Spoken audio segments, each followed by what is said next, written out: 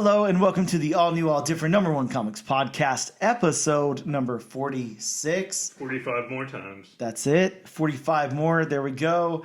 I'm Dan. That's Bob. Say hello, Bob. Hello, Bob. We are a comic book podcast, and each and every episode we take a look at a brand new first issue comic book, break down the story and art, give it somewhat of a review, and let you know if we think that you should move on to issue number 2 or not. We also talk a little bit of comic book and related news, as well as what's new at comic book shops this and next week. Bob, this week, tell the listeners what we're talking about. We are covering from Dark Horse Comics' Lunar Lodge. You know, Bob, I'm kind of excited because Dark Horse is like one of those publishers. I feel like they're kind of like an underdog or something, because every time we end up with one of their books, I'm like, oh yeah, Dark Horse.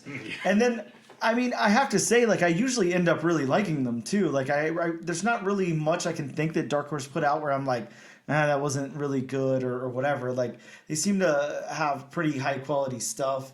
So I don't know. I mean, I guess I don't know what your thoughts are on it. You don't know what my thoughts are, so we'll see if that happens again here or not. But cool that we're doing a Dark Horse book again, especially here towards the end of the year. We're almost at the end of the year wrap up, so good to get another Dark Horse book in there for that.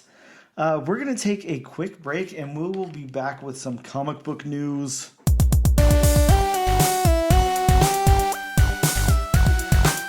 And we are back with episode number 46 of the all-new, all-different number one comics podcast. If you're drinking, that's only 2 times that I said episode number 46, so you got a lot more to go, but Bob's already... great drinking. Yeah, I was going to say, Bob's already drunk, so you know, that's a given. Oh, yeah, fun stuff. Bob, let's talk some news. I don't know, there's not really news per se. I would say news is like a stretch, but that Rob Liefeld Captain America Heroes Reborn cover that I was telling you about a few episodes ago that we talked about some here. So that Heritage auction, ended, I guess, in between, the last episode and this episode, of course, but right. I can't overstate the fact how much this original art sold for. $132,000. So what were our guesses again? Oh, we were like so low. I mean, didn't we say like we didn't think it was going to climb over 20 or something like that? Oh, exactly. Yeah, I mean, I honestly, I want to say I think we landed on like 14 or something. I thought that we were very, very low. Yeah. 132. So that just, I mean, it's so weird because I will say this. I mean, Rob Liefeld has a reputation. Of course, we all know that. It's a thing, whatever. We're not going to downplay the fact that people make fun of Rob Liefeld's art, especially that cover. It's iconic for all the wrong reasons. It's definitely not a cover that people ever go to and say that's their favorite cover, their favorite depiction of Captain America or anything like that. For those of you who don't have time to Google it or whatever, it's a very insanely broad-chested Captain America. And when I say insanely broad-chested, I mean imagine a typical chest and then times that by 150. Just imagine Captain America with the Hulk's chest. Yeah, but like a roided out Hulk too. Right. Like it's an intense chest. If you can imagine that. Yeah, if you can. Yeah, exactly. If you can imagine that. But yeah, it's iconic for other reasons, and I'm wondering who and why. Is it some like insane, super huge Rob Liefeld fan out there who just has to have it? Is it some really big Captain America fan who just collects original, Captain America art and had to grab it? Who picked this thing up? Hopefully it's not a Captain America fan, or else he should have his fan card taken away. Yeah, fan card revoked. Here we are, the fan police. But yeah, I'd love to know the story behind this. I hope that, at some point it comes out, but being like probably a private collector or whatever, we'll probably never know anything about this. But I just love to. I think that's so interesting and intriguing. So yes, that has sold for $132,000. Bob, the other news that I'm going to go into before my last piece of news, because again, there's just a very small amount here today. And Bob, as you know I'm going to stumble on these names here. We've got 3 names. I'll be able to say all the first names fine, all the last names not gonna make it. Okay. But we've got some Superman Legacy castings. I don't know if you saw these or not. I did. We've got Skylar Gisondo. I'll go with, I don't know, cast as Jimmy Olsen. And let me pull this up here because I'm not super familiar with any of these actors. Well, I mean, except for Lex Luthor. Okay, yeah. Well, he's like the dude that played Beast in the X-Men First Class stuff. Right. Yeah. Okay, but yeah, let's see, the Skylar Gisondo will be playing Jimmy Olsen, and Skylar had previously been in the series The Santa Clarita Diet, if you're familiar with that. I remember that being on Netflix. I never watched it. It looked like something. And he was also in Righteous Gems, if you've seen that. I've not seen either one of those, so I don't know. But it's saying here that that's good because he's capable of handling both comedy and serious at the same time. So I guess, that's probably good for Jimmy Olsen, sure. It surprises me because these people look so young, but then I'm like, wait, I'm like a 40-year-old guy, so I get it. We definitely don't need senior citizen Superman. Plus, I mean, if they want to. They want to try to do like the sure, MCU. yeah. And if the DCU actually goes that far and doesn't get rebooted for the 5th, 6th time, Bob, what are the chances? What are the chances here that we see a sequel to this Superman movie ever? Like, if you had to bet on it, what would the chances be? The chances of the Superman Legacy movie? Yeah, like having a sequel and these characters coming back or anything like that. I don't know, because as far as DC goes, low. Yeah, the track record. Yeah.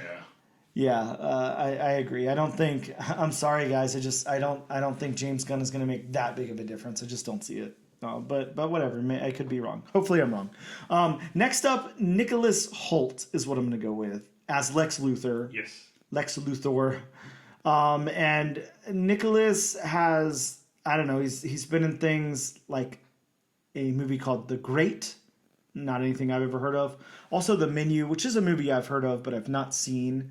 So if you're noticing a trend here, here's things that I've not seen. but I mean, if you're a comic book movie fan, you're definitely familiar. Yeah, he played Beast. Yeah, he's most famous for playing Beast from the First Class movies. Yes. And now this last, I'm not even going to lie here. This last character, I don't even know who the character is. I've never heard of her in my life. All I know is from the cartoons and some of the animated movies they're making, and actually, I mean, she's a character in the Superman volume that we're currently reading. Oh, okay. She's the female assistant who basically runs. What is it? Superman Incorporated. Oh, okay. Somehow I must have missed her name or something. Right. Weird. Yeah. So this is Sarah Sampano, I guess. That's what I'll go with, as Eve. Bob, now help me with Eve's last name. How do I pronounce that? Tessmacher. Tessmacher. Okay. As Eve Tessmacher. Again, not super familiar with the character. Sometimes I've seen her portrayed as having like a cybernetic arm. That looks like a regular human arm, but it has like weapons built into it. Oh, okay. Now this is saying that her role as Lex Luthor's assistant and sometimes girlfriend. So okay. I guess this is why I don't know much about the character. But yeah, wow. It doesn't say much about the actor, so I'm not sure what she's been in or what else she's done. From what I can gather, I think she's more like a model. Okay. So I don't really think. I think this may be. I mean, I haven't gone too in depth as to what she's done, but this may be one of her first roles. Okay. Well, I mean, shit, that's a good first role to have. You're in a Superman movie directed by James Gunn. Yeah. So part of the rebooted DC extended universe, or first round of whatever they're calling this. Yeah, very cool. So yeah, hopefully that's some good casting. Again, the only person I'm even familiar with is Nicholas Hoult as Beast. So Yeah, and I gotta say, I mean, it's fine. Those castings are fine. Hopefully, they do Lex Luthor justice. But I think at this point, everybody wants to know who's playing Superman. Oh, yeah. That's going to make or break this. yeah, movie. it's the most important thing. Exactly. I think James Gunn knows that. I think hopefully he knows that. Bob, I think I've said this before, probably joking or whatever. What are the chances? What are the chances, Bob, that Chris plays Superman? Well, I think I heard a few rumblings that Nicholas Hoult actually auditioned. Yeah, I saw that in the to article play I was reading as Superman. well. Yeah, and then he got cast as Lex Luthor. So yeah, interesting. Hopefully, he's a better Lex Luthor than Jesse Eisenberg. Oh God, that was terrible, wasn't it? Man, Yeah. looked terrible, acted. Yeah, I didn't like it at all. Okay, well, the last little bit of news, and it's really just rumors, so this is not confirmed news by any means, but the rumors are pretty heavy out there, saying that the Silver Surfer will be a woman in the MCU coming up. So That's going to be a really hot take if that happens. yeah, sure. I mean, it's happened in the comics before. It has. but It has. so it's not. But the problem is so many people are so divorced from what happens in the comics. Like the people that watch the movies and stuff like that, they just do not understand. That things can be different. That there's so many incarnations of these characters and stuff. They just don't get that, and all they Right. think is. That it's Disney or whoever trying to diversify things, and no, the comics did that way before Disney did. So, Right. whatever. But I do think interesting. Interesting as to why. I guess why does I'm not sure, but yeah, we'll have to see what happens with that. I mean, my whole thing is I don't mind them making characters gender swapping characters. Sure. I don't mind that. If they get the right person and if it's a good portrayal. But my thing is because obviously if they're talking about making Silver Surfer female, they want to do a female Herald. Why not just do Frankie Gray? Yes. Why not? Exactly. I don't know. I mean, I guess we're not going to ever get the answer to that question, but it would be, I don't know, it would be stupid of me. It would be ignorant of me to say that I don't see any reasoning. I mean, I don't know what the reasoning is, but it almost feels like there's some characters where you just are like, they have to be the way they are, I don't know why I feel that way about Silver Surfer, but I'm like, it feels weird. It feels like a weird swing to make the character female. Now, I'll go in with a completely open mind, and if I like the role, if I like the character, whatever, it's not going to bother me that it's a female, of course. I just, don't know what the reasoning is, I guess. But maybe it doesn't matter. Maybe it'll work fine. Who knows?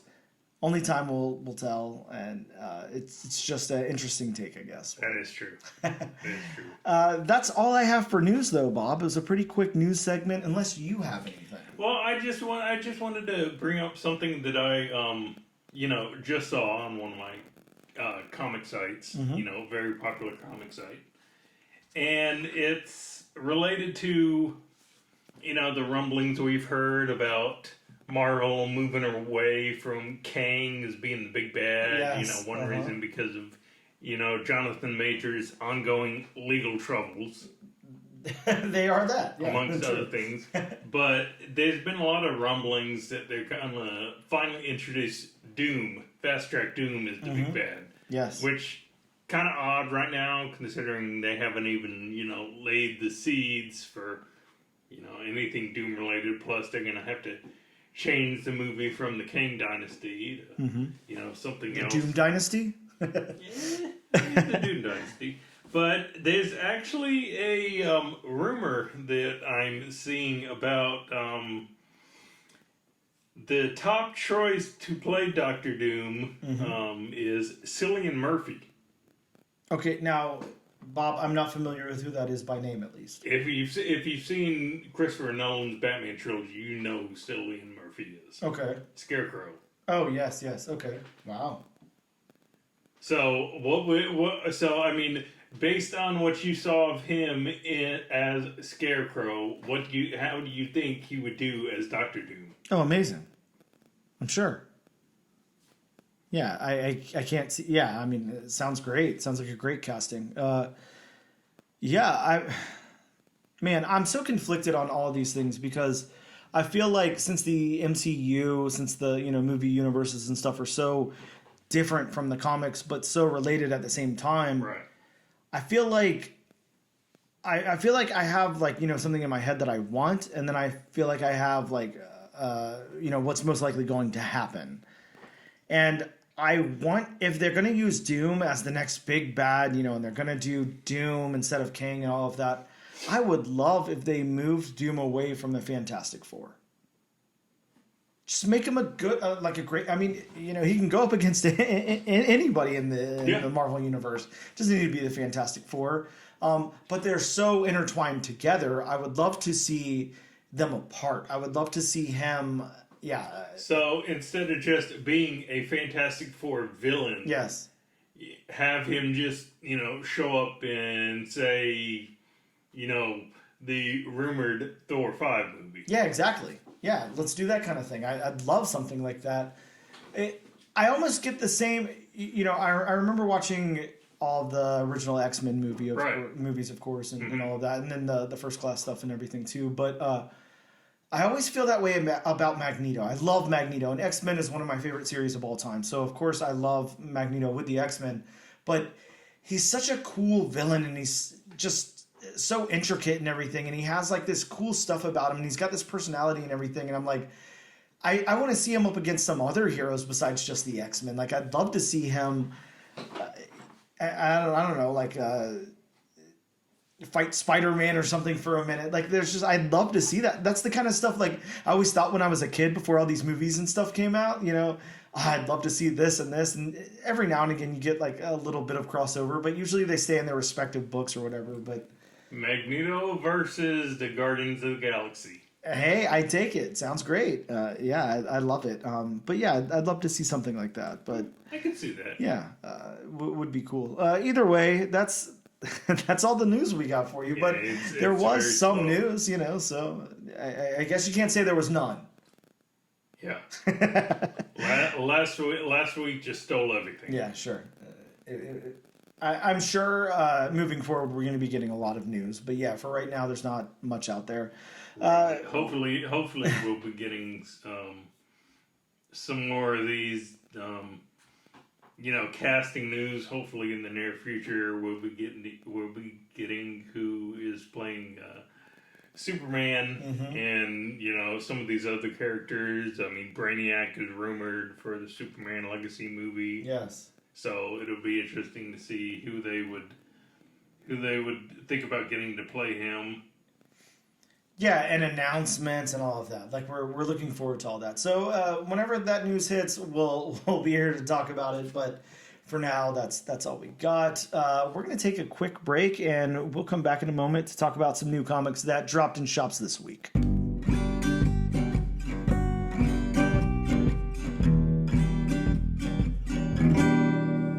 And we are back with episode number 46 of the all-new, all-different #1 Comics podcast. Okay, Bob, Machida. yeah. There's some new comic books that dropped this week in local comic book shops, and I think that we should probably talk about them because that is our job here on the podcast. I was going to say, we are a comic book podcast, so talking about comics, probably the best thing to do. Yeah, probably, But, I mean, it's so much more fun to talk about Teddy Ruxpin. I was trying to do a deep pull. Man, can you imagine? How about, if you want deep pull, if you want deep cut, how about Pet Rock? Oh, wow. Yeah, Pet Rock. Hey, yeah. I never had one, but yeah. Don't get me wrong. I'm getting older. I'm not as young as I used to be, but that was way before my time. Yeah, definitely before both of our time. Yes. I like that. I like to think that maybe there's like, there's a billion podcasts out there for every interest. So Right. what are the chances, Bob, that there's like a Pet Rock or a Teddy Ruxpin podcast where that's all they talk about in each episode? I mean, I wouldn't put it past, the world. I mean, there's so many people in the world. Sure. And I mean, podcasts are becoming so popular. Yes. Like you said, I mean, there is pretty much a podcast for everything. Yeah, there really is. That's an interesting thought to ponder. Either way, let's talk about what is our podcast, and that is new comic books and new number ones. And right now we're going to talk about new comic books that are in shops this week of note. So first off, from Image Comics, we got a second printing, and Bob, I was just telling you the story about this one. We got from James Tynan and Martin Simmons, we got the second printing of Dracula, or rather Universal Monsters Dracula #1. And my story here was, I really liked that first issue, and I was excited to pick up the second one. And me being me, I just walk in and just, grab piles of books. I grab a shitload of books, and I'm not paying attention to the issue number. I'm like, okay, Dracula 2 drops this week. Well, Dracula 2 drops in the same week that Dracula 1, the second print, drops. So I've got that. But so I will not be able to report on whether issue number 2 is good or not. But I've got a nice shiny second print if anybody needs one. Yeah. So yeah, that dropped this week. I smell a hashtag. Yeah, yes, please. Hashtag all new, all different nation. There was a really cool cover for this one. Not the one that I got, but there was one that was inspired by DC Gothic horror romance titles from the 70s. Looks really cool. Not the one I picked up. Oh, well, moving on. From Mad Cave Studios, we got Eden Frost #1. This one tells the story of, after losing their parents, teenage siblings Alex and Yuli, I guess is the name, use the mystical power of a golem to survive the chaos of the Russian Civil War. That sounds so interesting. Interesting and cool. I just hope it's not that, like, you know what that, like, regular golem looks like with the weird, like, hair, like the triangle hair? I wonder if this one's got that hair. Well, this is Russian, so probably not, huh? No, probably. That's like some other kind of golem. Yeah, interesting. From Dark Horse, much like the book we're covering today, Lunar Lodge, we got a new #1 called Mortal Terror. This one's about vampires living in underground London trying to keep the undead city safe from the rumored mortals above who seek to give them life only to kill them. Bob, that would suck, wouldn't it? Like, they want to keep you alive so they can kill you. Right, yeah. Kind of has some parallels with, well, anyways, we won't get political, but It's kind of like the food industry. yeah, exactly. Yeah, exactly. It's like all that factory farming that's going on. Yeah, interesting. How about Distillery, Bob? Our newest publisher on the list. They've only, like 3 titles so far? Yeah. I remember Jock did Gone, and then there was one before that, but I can't remember that one. But this one is Somna. I'm going to say is the title here. This one is, I know Tula Lote worked on it. Tula Lote and Becky Cloonan. So Becky Cloonan, Tula Lote both writing, and Tula Lote on art. So, it's at the very least gonna look and read amazing, right? Because it's gonna be a very pretty, well-read book. Yeah, I mean, they're both so good at what they do, and I mean, remember Barnstormers? I really didn't love the story, but the art in it was amazing. I mean, Tula Lote is great at art, amazing. This one is set during the time of the witch hunts in the 1600s, and the series follows one woman's descent into a erotic escape from the confines of her, what's that word, Bob? Puritanical. That's how I say it. God, I love it that you're here. World. I gotta say, it's just something about that description. It just feels off for me. Yeah, it's erotic escape. I don't know what the hell that means. I have no idea. Yeah. I tune in to find out, but it is Tula Lote, and she does, she can paint some pretty risque things, so. That I will give you. Yeah. But beautifully done risque things. So, right. Not in bad taste at all, but, maybe don't, buy it for children. Right. Don't read it in front of your kids. Don't Yeah, let them see probably it. not. Yeah. That reminds me of, this was a long time ago now, but I remember a while back whenever 50 Shades of Grey was first coming out. And I remember hearing this lady talk on a podcast. I forget what the theme of the podcast was, but they were talking about something, and they were talking about being on the subway. And the guy chimed in with, he was like, it was terrible. I was on the subway. There's this guy sitting there reading 50 Shades of Grey. And then he's like, all of a sudden I glance over and he has arisen. So, no. Oh no! Yeah, just imagine how terrible that would be. And I have heard that about that. Not to go off on another tangent. Well, to go off on another Bob, that's what the listeners tune in for. It's all good. Yeah. So, and I remember hearing this, and one of my friends said the same thing. Mm-hmm. I mean, if you've read the 50 Shades books, and then you watch the movies, it's kind of like, man, the book is so much better because they just go in so much deeper. No pun intended. Whoa! No pun intended.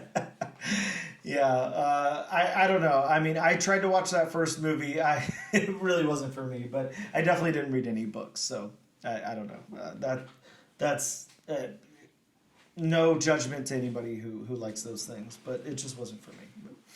I'm also, I would say, what's that lead actor's name? Her name is I can't think of it now, but she's the Madam Web girl. Dakota Johnson, that's right. I was almost kind of disappointed in the casting decision until I saw that trailer, where I was like, I don't really want the 50 Shades of Grey girl, to be Madam Web, but she's great in the trailer, so I have a lot of faith in her now. But getting back to tangent through now, but over to Image Comics, we've got the Holy Roller issue number 1. Of course, we talked about this one last week, Bob. This one's written by Rick Remender, but also with Andy Samberg and Bob. I don't have the information from me, but one of the guys from Fallout Boy, I don't know. One of the guys from Fallout Boy also worked on this book. I'm not sure if he had art duty or if he was assisting in writing or what, but this book, the description reads, to care for his ailing father, a pro bowler is forced to quit his dream job and return to his hometown, which he soon discovers has been overrun by neo-Nazis, and he battles them with his bowling ball. So I know it sounds goofy as hell, but it's partially written by Andy Samberg. Yeah, but don't we want to see some dude beat up Nazis with a bowling ball? Because I sure as hell do, and I want it to get gory as hell. I like this. And I think I mentioned it on last week's podcast, but it's given me the character from Mystery Men. Yeah. The bowler. Yep. But instead of over-the-top villains, she fights neo-Nazis with the bowling ball. I love it, Bob, because I think that now, sadly, I can't say everybody, but I think that most people really, really don't like Nazis. I know I can speak for you and I when I say we really do not like Nazis. No. So, sorry if that alienates any of the audience. I mean, good riddance. But yes, we are not in support of Nazis or neo-Nazis. So This just sounds like a lot of fun, and I want to see some Nazi beating. So I'm good with this. But next up from DC Comics, we've got Batman Off-World number 1.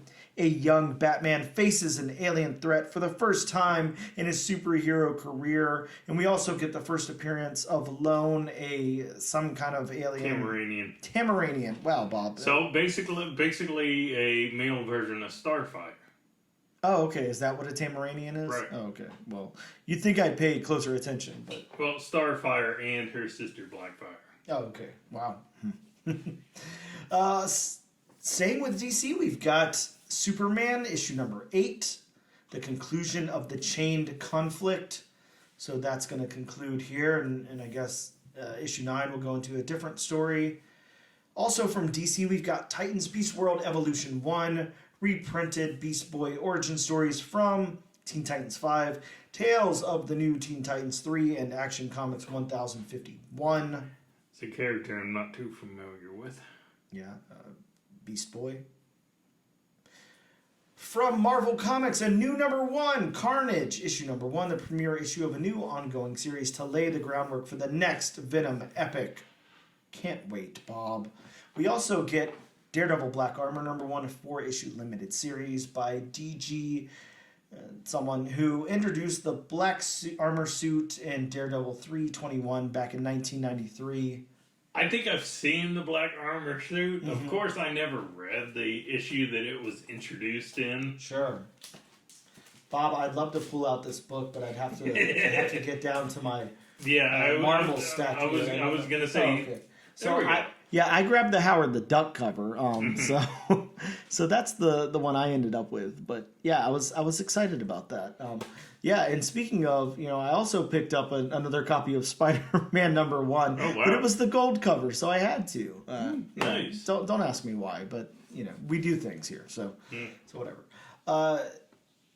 We also got Incredible Hulk #6. Now, Bob, this is one that I picked up a few copies of. I also picked up the Incentive because it's got the first appearance of a Spirit of Vengeance from a century ago. I don't know. I really love the Ghost Rider stuff. I really love the introduction of the new Ghost Riders and Spirit of Vengeance and all that. So I don't know. I thought this would be a good long-term hold. So grabbed a few A covers, grabbed a B cover, grabbed the Incentive. That's what I did. And then next week when the second printing comes out, he's not going to know. Oh God, I'll end up with the second printing in the first issue. Yeah, it'll happen again. The cycle will repeat itself. Also from Marvel, we got Marvel Superhero Secret Wars Battle World #1. Tom DeFalco returns to the 1984 Secret Wars series to tell an untold story set in this time frame. What could have happened, Bob, that we didn't know about before back in 1984? I guess we'll have to read. Why is Spider-Man suit alive? Oh, God. And rounding us off, we have X-Men 141, a facsimile reprinting of X-Men 141. See, I'm sorry, but I don't feel like this comic needed a facsimile. I agree with you. There have been some facsimiles like, what is it? Omega Men #3. Yep. This comic. I know there's been a couple of others. But I can see making the facsimile if, nobody's going to be able to get like facsimile Fantastic Four #1 or X-Men #1. A comic nobody's going to be able to touch. Yeah, something really unobtainable. But I have to say, especially Omega Man #3. It's not dirt cheap, but it's not like it's way out of league. And I know for a fact X-Men #141 because I've had a few of them. Mm-hmm. I know for a fact even now it's not unattainable by any means. You could probably get both of those comics for under $100. Oh, definitely. Yeah, easy. Definitely under $100. I can only tell you my experience with it. Now, I don't pick them up. I don't pick up facsimiles unless it's something huge, Now, with that Hulk one, whenever they do like a Hulk 181, a ASM 129, an X-Men 1, stuff like that. Or like when they did Batman #1. Yeah, Batman 1. Now, the Hulk 181, Bob, I won't lie. The first time they did a facsimile reprint on the Hulk 181, I bought 30 copies. But when I was doing my live sales, I was selling those for $15 a piece where I paid $2.99 for them, because I got them at a discount. So there was a lot of profit in that for me. And I'm sure it's the same thing for the local comic book shops. I think they do well at those. And my experience is there's a facsimile reprint on the table over at our local comic book shop, which is Gotham City Limit in Jacksonville, Florida on Southside Boulevard. Guys, if you are looking for a facsimile reprint of Uncanny X-Men 141 or any other comic book for that matter, go hit up Ben, go hit up Jonathan, go hit up Ian, go hit up Pacer the Shop Dog. They will get you what you are looking for sure, over at Gotham City Limit in Jacksonville, Florida. And they're not just a comic shop. No, they're more than a comic book shop. They also have male lingerie and they've got. Wow, that would be such an interesting venture. Yeah, it definitely would. So make sure for all your comic books and male lingerie needs, go to 4195 Southside Boulevard, Unit 104, Jacksonville, Florida 32216. Go to Gotham City Limit and tell them that Bob and Dan from the All New, All Different #1 Comics podcast sent you. And I don't know. I mean, maybe you get some free male lingerie out of it. You never know. You might you might get a look like your head's on fire, but hey. I think that's what we're going for at this point. You know, whatever we can to get them look like their heads are on fire. Oh God, I don't know. Tell them you're getting Bob's discount for the week. I'm sure they'll hook you up. But we're gonna take a quick break because that is all the new comics, and then we're gonna get into this new comic, Bob. We're gonna be talking about Dark Horse's Lunar Lodge #1 in just a moment.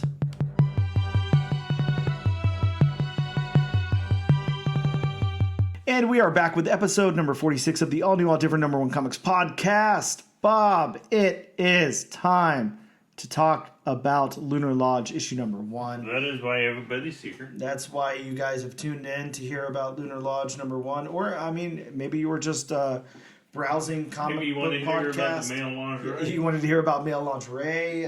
Maybe you're just here to hear two guys talking so you can fall asleep, unlike Bob. So you never know what could happen around here. But yes, let's talk about this.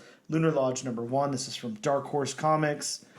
This is written by Bob. You're definitely going to have to help me with these names because I'll never even come close. Written by Tyler, someone or another. Marseca. Marseca? Okay. Tyler Marseca. Art by. Now, this one I had a little bit of problem with. Oh no, Bob's got trouble, so that's not good. I'm going to say, even though I'm probably butchering this first name, so please forgive me, Mirko Kolak. Okay, Mirko. I probably just butchered your name, so please forgive me.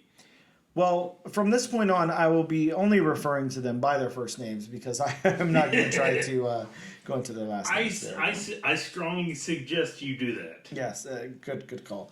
Now, Tyler, our writer of this book, this is actually his first endeavor into writing at all. Yes, wow. He's not written anything else. I don't know what Tyler does. You know, maybe he does something else besides comics, and he just got into writing or what. I'm not too sure, but this is definitely his first credit. So not much to talk about there. Now, Mirko has done a few things, not a lot to tell you the truth, but he's done some stuff. His career kind of starting back in 2010 on Secret Warriors. He did work on Red Skull in 2011. He was working on Punisher in 2012, Conan the Barbarian in 2013, along with Saucer Country. He did the rebooted Turok Dinosaur Hunter in 2014. Also, some work on Deadpool and Green Lantern Corps. He did the Sinestro Annual as well as the aforementioned projects in 2015. Then in 2016, worked on the Deathstroke Annual as well as Kingsway West 1 through 3. In 2017, started on Unholy Grail. Did some work on Red Hood and the Outlaws. 2018, did Uncanny X-Men #1. I'm not sure if that was just a cover or not, but yeah, I'm thinking it was. Well, there was a lot of artists working on that book, so he was one of them. Also, the Brothers Drakel, if you remember that, he did that whole series. So he's definitely got some credits to his name. In 2019, was working on Red Sonja. In 2021, did King in Black along with Red Sonja. Looks like he took a little break until about this year, where he started working on doing some incentive work over at DC. Doing some Spawn covers and then doing this book Lunar Lodge. So yeah, kind of all over the place. But so he's kind of a varied body of work. Yeah, very, very varied. Yes, absolutely. So, Say that 5 times fast. there's no way I can even say 5 times fast. So we'll see what happens. But Bob, let's go over the synopsis from Dark Horse Comics. It says, marriage ain't easy, especially when your spouse is hiding a monstrous secret. Just ask Rob Moreland, who knows things aren't great lately with his wife Fiona, but is hoping to fix that. Until the Lunar Lodge calls him to confirm her stay, Rob decides to shadow his wife to the hotel, but what he finds reveals even more horror than he thought. Rob will soon discover there's much more to the Lunar Lodge and to his wife than meets the eye. So that is the synopsis there. Bob, of course, in normal fashion, my synopsis is much longer than that one. I'm going to go over it really quick before we break this thing down. Lunar Lodge opens with a room full of carnage, with disemboweled people and body parts in a chaotic, bloody mess, and a woman wakes up in the center of all of it. She gets up and finds a man still alive and cries, but seemingly attacks him and lets out a ow. Flash over to a vet giving dogs shots. He's then bitten by one, and when he goes home, he receives a call from a hotel confirming his wife's reservation, but finds out it's from a different hotel than what she's told him. When she falls asleep later that night, he enables tracking on her phone and then follows her to the Lunar Lodge. He tries to book a room, but they are full and he's escorted out. Then in another scene, the cops find an abandoned van on the road. The driver was out in the woods going to the bathroom, and the cop sends him on his way. Back to the vet, not the vet office, sorry, the vet, because I didn't have his name, which is apparently Rob by this synopsis. But back to Rob. He's having drinks at a tavern and meets a man who used to work at the lodge. The woman from the opening of the book speaks to Rob, and then he leaves. She then gets a call from the driver of the van to ensure everything is, quote, wired and primed exactly as she instructed. Over to the lodge, Rob finds a key card to a room and begins opening doors, and then the final panel is him finding his wife. So that's my synopsis. We have a lot to talk about here, Bob. There's a lot to unpack. I'm going to try to keep it as brief as possible, but I don't even know how we're going to do that here. So now we're going to break this thing down like we normally do, of course. But I feel like there's more to talk about than just the story and art on this, because this is just a mystery to me. This is a crazy book. Yes, it's a very crazy book. Yeah, and this one, I mean, I say this a lot, but this one absolutely, I read this book 3 times. I did not get it at first. I was very confused. Actually, just reading that synopsis now kind of helped me after reading it 3 times. So I feel like all the pieces are there. The art, I really like the art, and I really like the storytelling. I feel like the two were a little disconnected. Right. That's probably the only critique I'm going to give it, because I do like this a lot. But let's go into the story beats. I truly feel like the story beats work well here. Again, the communication's a little weird from art to story, but...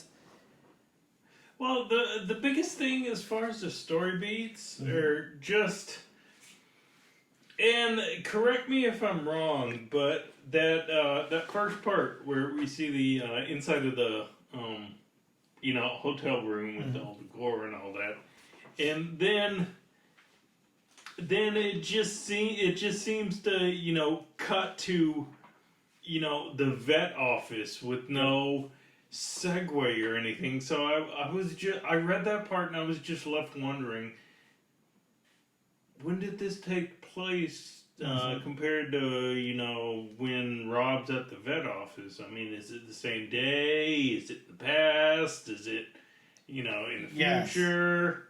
Well, it kind of does that through the book. I feel like that's part of the disconnect, because I felt the same way about the cops finding the van and everything. I was like, what is this? Like, when is this? Where is this? Right. I almost felt like the driver was a little too similar looking to, I don't know, a couple of other people in the book, to where I was like, oh, is this a character I'm supposed to know? Okay, never mind, he's a new character. Yeah, a little confusing here and there, but Right. the beats work once you understand what's going on. The beats do work. I do like them. It just plays more like a movie or something than a comic. If that makes any sense, like the empty space in here would work fine, like in a movie. It does. It's kind of like last week's book that we covered.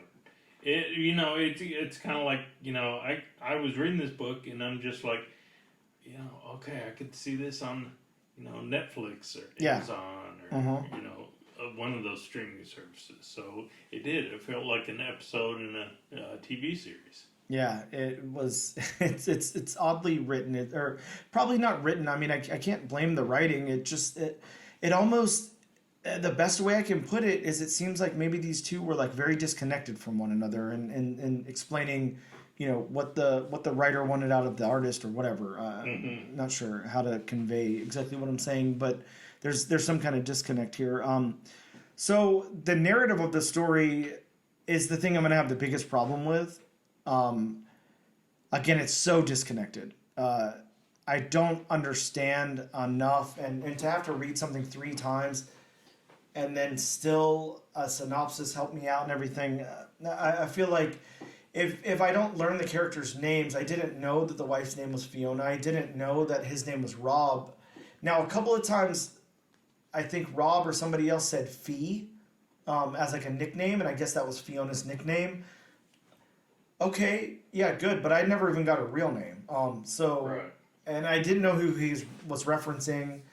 That was confusing. So the narrative of this book is very confusing to me. Yeah, the narrative for me was disjointed. Very. I mean, I know exactly where it was, going. I could follow the whole, he's suspicious about his wife and all that kind of stuff. But it's kind of like it's kind of like, I'm sorry, and we get that end panel. Sorry, that's words are hard. We get that end panel where she's in the cell underneath the Lunar Lodge, and it's kind of like, what was she doing to what was she? Yeah, the book. I'm sure it's gonna expand on it, and if we go forward with this book, but there's no hint as to why she could, what she was up to. There was no hint as to why that van and why that lady was talking to Rob. If Rob has an importance, what she was talking about, wired and primed. So I could understand that they're probably going to expound upon that in later issues, but it's kind of like, just put some breadcrumbs down. Yeah, we need a little bit more to understand what's going on. You don't need to, you don't need to explain everything in one issue. If you did, then there'd be no need to go forward on it. And every comic would be a one shot. Yep. But at least put a little bit of breadcrumbs down to where the reader, gets satiated enough to where it's like, oh, I want more. I want to see what happens. Yeah, and I like that you point that out, because I would like to say, and nothing against this creative team. I do think this is done well. Aside from those few problems that we're having, but take some great storytellers, even like in the indie world. Somebody like you have it open to an ad for Tyler Crook's The Lonesome Hunters. Think of something like that. That is put together so well. It's communicated to the reader so well what's going on. Tyler Crook really lays it out. He's a master storyteller, and I know he's making his own notes for the art and everything, so it better be not disjointed. But that's a perfect example of something where they're not having to take any direction from anybody else. They're putting out their own product and doing their own thing, but it makes a lot of sense. It all flows narratively together very, very well, and you can follow everything that's going on. And like there might be threads left out, but you understand where the threads came from, Right. and what to tie them to later and everything. This is a little too confusing for something like this. It is. It is. I would have liked a little more substance in this first issue. I mean, give again, like I said, just enough, backstory on everything. Yeah, we need a tiny bit more. Now, I should have known that the vet's name was Rob without reading that synopsis. I should have known his wife's name was Fiona. I kind of wish that I knew a little bit more about the guy driving the van. Definitely wish I knew more about the lady who, Right. He called and everything. Now, is it the same lady as the one in the beginning? I feel like it is, but maybe it's not. that I had such a big problem with. It's like they introduced Fiona, and they introduced that woman in the bar, and it's kind of like, wait a minute, which one was? What about the woman from the very beginning? I mean, which one was she? yeah, exactly. It's a little too confusing. Yeah. Can't lie there. But how about the dialogue now? And when we talk about the dialogue, I think we should just talk about the dialogue that's there. Obviously we have our problems with the narrative and this really is not a dialogue heavy book. Oh, not at all. Yeah, you will rarely ever hear me say this, but I think it could have used a little bit more dialogue. Yeah. I think it could have helped us get to know the characters a little bit better, get to know what's going on and everything. I think it could have, and you will never hear me say this. I think it could have used a little bit of exposition. Oh yeah, exposition. A dump would have been fine in this book. I think we needed one. For all the times that we say there's too much dialogue in a book or exposition dumps or whatever, they are sometimes that stuff is needed. If you have like a something that's like a little convoluted or disjointed or whatever, that's what it's for. So I would say the dialogue that's there is fine. I don't necessarily have a problem with it. I'm with you. It could have used more. It could have used more exposition. I'm still having a problem with things like character names. So there should have been some more of that. I mean, we've got the friend. Here's a good example I could say with the dialogue, in my opinion. Now, whenever Rob tracks his wife and gets there to the Lunar Lodge, he's got a friend with him, and the friend says something about first day jitters or something and throws up or something like that. Who the hell was that friend? Where did he go? Did he ever pop up in the book again? I don't think so. I don't remember ever seeing that guy again.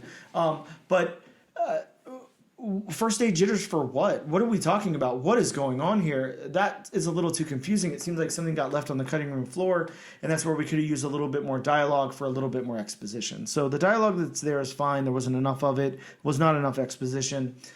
What about the world building? Did they at least pull it off in the world building here? I mean, I thought the world building was fine. Yeah, I like the world building. A little bit of locations they did. Yeah. Yeah, and they're I don't know, they're verbally sorry, not verbally. It's nice, but yeah, this is an art heavy book. This is relies a lot on the art more so than the dialogue or storytelling really. So the places that they are, where they go, all of that, it's fleshed out enough. The world is built well enough. So moving on over to the art, Mirko, I think was the name. How about the characters? How about the character designs of everybody here? How did you feel about that? I think the characters could have done with a little more detail, so you'd be able to tell them apart easily. I mean, again. I just talked about the woman in the beginning and the fact that they also introduced two other women. I don't exactly know who's who. Yeah, I'm having the same problem, and we talked about this already. But is the woman at the beginning the same woman at the end? I really don't know. The first time I read this book, I almost thought, well, is that his wife and a different? Is she like a werewolf? Out here werewolfing, and then this is what she looks like when she's real primal and everything, and then she goes home and she's more normal or whatever. Yeah, I mean, you just said that you thought the driver was Rob. Yeah, yeah, I definitely did. I mean, That says something right there. Now, I'll give it this, though. To just critique it as art itself, I think that I like the art style. Yeah, the art style is really cool. I like the art style. I like the characters. Now, I agree with you. They look too similar to one another, and they don't have names and everything, so that makes it a little too confusing. But the designs are there. They look great. Yeah. This could have just taken like a little bit more direction, like writing or something, in my opinion. But the art, the character designs and everything do look wonderful. How about the backgrounds? The backgrounds for me, they do their job, and I'm not hard to please on backgrounds. Yeah, they're solid. Backgrounds work. They look good.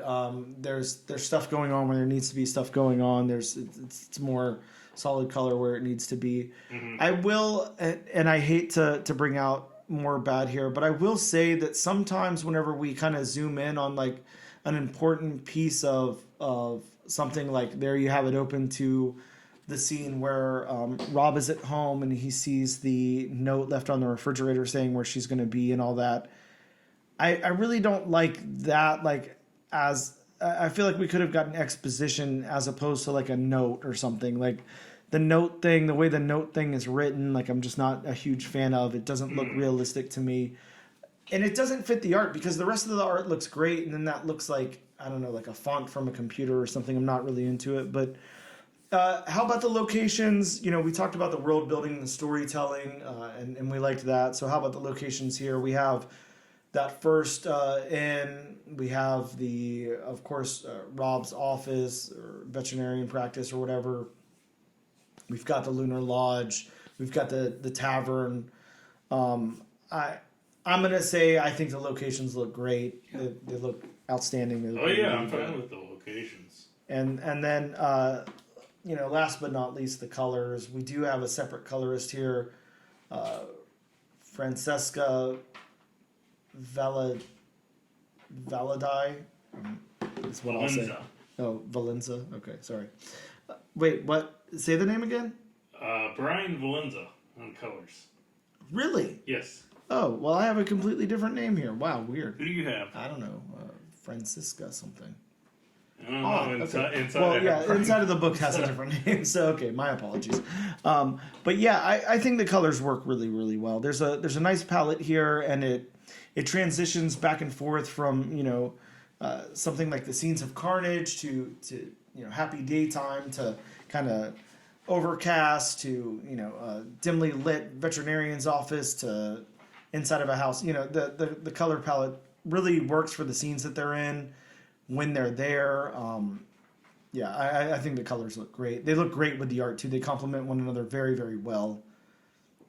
If you have any other notes on the colors, the colors do their job for me. They're not totally muted, but they're muted enough. Yeah, the palette's really nice here. I'm gonna say this, Bob, because of course we're gonna have to get into whether we suggest the book or not. This one's hard. Yeah. This is a hard one. I don't feel like, something like the book we covered last week was very hard to say, it really wasn't my thing, whatever. I like this book. For all the stuff that we've said about it so far, it probably makes it sound like, I wasn't a fan. I think that there is a place out there for everybody. And I think, if this is the writer's first book and first foray into comic book writing, I want to see this writer do more, and I want to see him do well, and I think that he has a lot of potential and a future ahead of him. I love horror stuff. I love werewolves. I love indie horror comics. So I'm already, a cheerleader for this. But I like this story. I like the story that they're telling. I'm just confused by it. I think, most of the time, Dark Horse minis are about 4 issues. I think that he can really pull this off in 4 issues. Even with, what he's got going on right now, I have enough faith in this where I think all of the loose threads are going to be tied together by the end, and I'm going to really like the story, and it's going to be compelling and everything.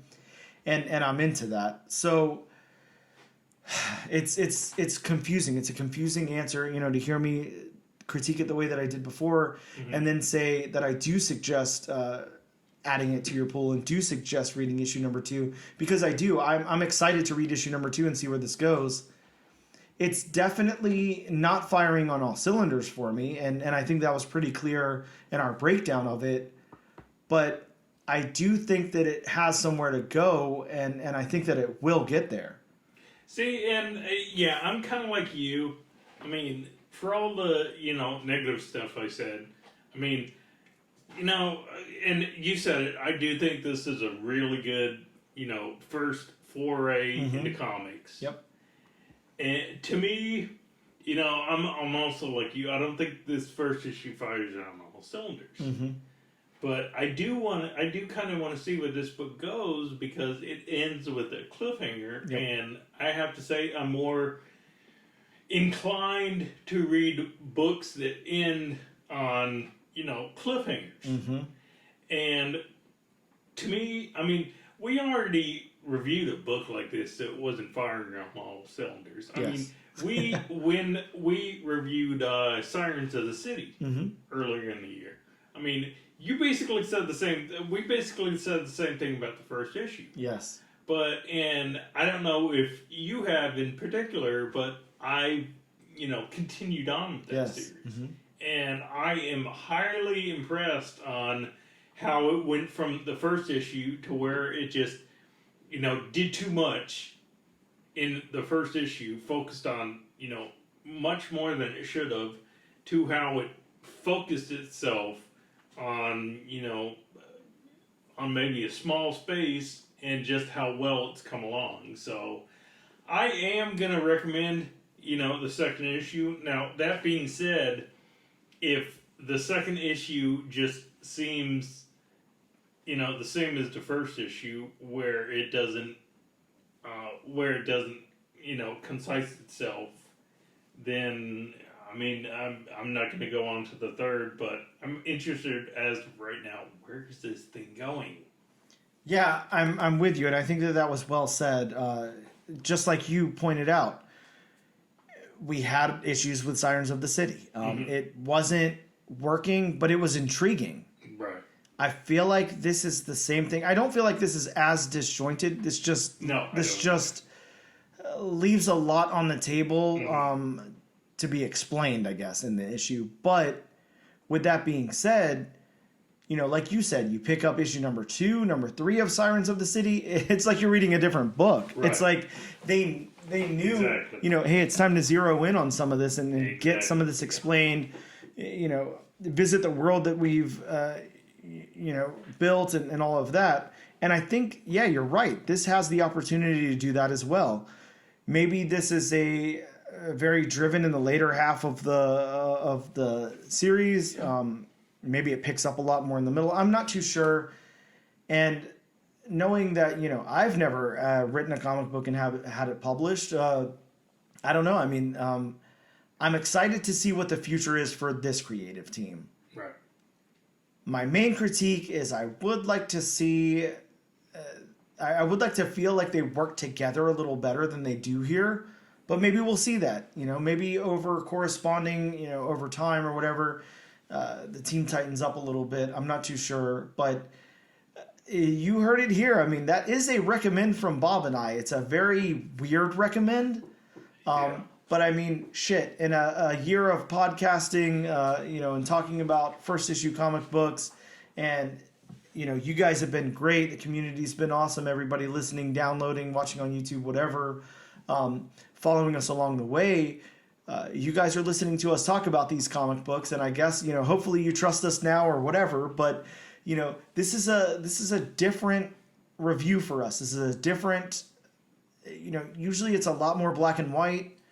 This is in that gray area. Yeah, this one is way more gray than what we usually do. Definitely. And I don't like to do that, but I mean, we can only work with, what we're given. So, so in a weird roundabout gray area way, yeah, definitely add this to your pool and check it out. And I really hope that I hear more from Tyler and Mirko. And I hope the next issue is awesome, is all I can say. So with that being said, we're going to take a quick break and we'll return to talk about some new comics that are dropping in your local comic book shops next week.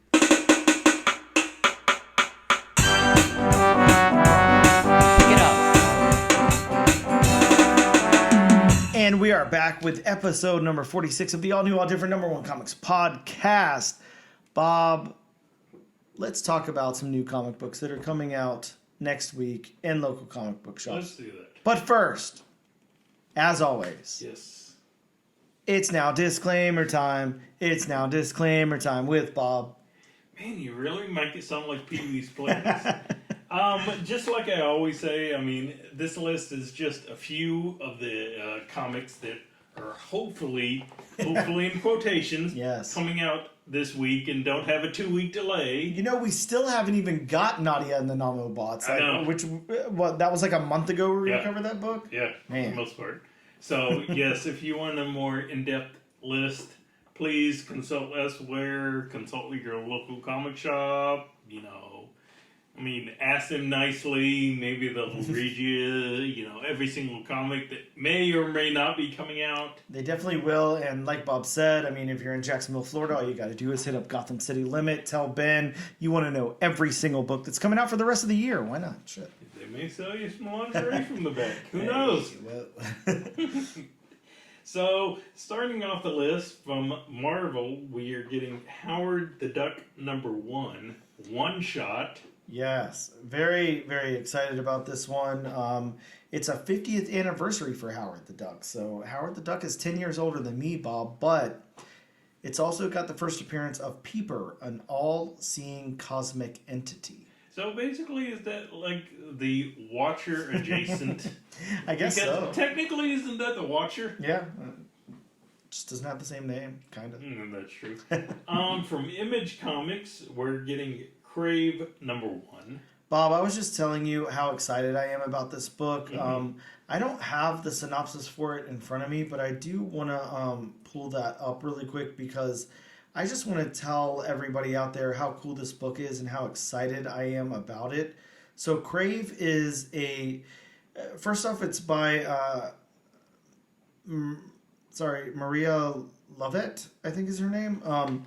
It's a mysterious app that promises to make your desires come true, and it spreads among the students of an elite university who use it as a hookup app. David, a top student, engages in a game of seduction with the unobtainable Alexandria. But as requests to the app escalate and wreak havoc on campus, David and his friends' only chance to stop this spiral is to find out what really lies behind Crave. And the synopsis doesn't make it sound as cool as, like, I'm telling you, look up some previews or whatever you can for this book. It sounds insane. This book sounds crazy. So I'm pretty stoked about it. From Scout Comics, we have Vectors #1. Speaking of books that may or may not come out, Yes. Vectors #1 looks like a space book. I don't know. Could be cool. We'll find out. Going back to Marvel, we have Luke Cage, Gang War #1. Yeah, we're getting the Gang War. The Gang War is happening. Luke Cage is part of it. It's a 4-issue tie-in. Yeah. Is he still mayor? Yeah, I think so, right? Sticking with Marvel, we have X-Men Blue Origins #1. This one's got the origin of Nightcrawler in it, so that could be a lot of fun. So will they all be one-shots? I'm not too sure if they're going to be one-shots or not. We have speaking of Gang War, Amazing Spider-Man Gang War First Strike #1. Yeah, this one's a tie-in, and it's a one-shot. Yes. We have Titans Beast World #1. Yeah, speaking of events, this is DC's event going on right now. This is about humanity surviving an all-powerful heroes and villains transformed into ferocious beasts. Can humanity survive those things? So I guess the power that enables Beast Boy is broken out into the rest of the universe, and we'll see. So I don't to stop this list for a second because this book just reminded me of something. I don't know if you saw the movie that came out a few years back. What was it? Was it Batman versus the Teenage Mutant Ninja Turtles? It was an animated movie. I did not see that. Came out a few years ago. But I do remember that movie. There was a plot point where, some of or the villains in Arkham Asylum were turned into animals. Oh, wow. Joker was turned into King Cobra. Harley Quinn was turned into a hyena. Of course, Penguin was turned into a penguin. Yes. I can't remember exactly what else, but just reading the synopsis for that book, it just reminded me of that. Huh. I just had to express that. Interesting. We're getting Penguin number 4. Yeah, Bob, I haven't been following the Penguin. I bought the first issue, I didn't read it, and I probably won't read this. But this has the first appearance or reintroduction of Lisa St. Clair, a femme fatale from Cobblepot's past. And a character named Lisa St. Clair was featured in a arc of Young Love issues 68 through 78. Yeah, so, because, everybody remembers reading that. Absolutely. Who didn't read Young Love? We have Doom Patrol number 99, a facsimile cover. Speaking of facsimiles, this is a reprint of Doom Patrol 99, the first appearance of Beast Boy. So a very timely book for the event happening now. And of course, we had Uncanny X-Men number 141 facsimile come out this past week. Yep. Now we have the facsimile of Uncanny X-Men number 142. That's right. Get your own copy because, as we all know, in that issue, everybody died. And that was the end of the X-Men, and we didn't get any more issues after that one. So, if any, facsimile to pick up, you definitely want the one where all the X-Men are killed and they never come back again. So definitely pick that one up. We did get giant-sized X-Men because of it. Yeah, true. So, maybe there was a reason. We have Batman 89 Echoes number 1. Yeah, what's going on with this, Bob? We're getting Batman 89 spinoff. This is written by Sam Hamm, the screenwriter of the 1989 Batman film. Could be cool. Yeah. And finally, we have Power Girl number 3. And this one's got a possible first appearance of Symbio. My favorite possible first appearance. Possible first appearance reintroduction. It's either a reintroduction. It's one or the other, damn it. Or it's not a reintroduction. It's either a first appearance or it's not a first appearance. Now, I will give the Power Girl book this. This one is worth it for the cover alone. That is a damn cool cover. It is. It's got Power Girl with this lion on top of her, and half of his face is missing. It's a cool cover. It is a cool Very cover. nicely done. So I will be picking up that one. I doubt if I'll ever read it. Will I'll you be definitely picking up 50 issues of it? Oh, God. No, just the one, but It might be a possible first appearance.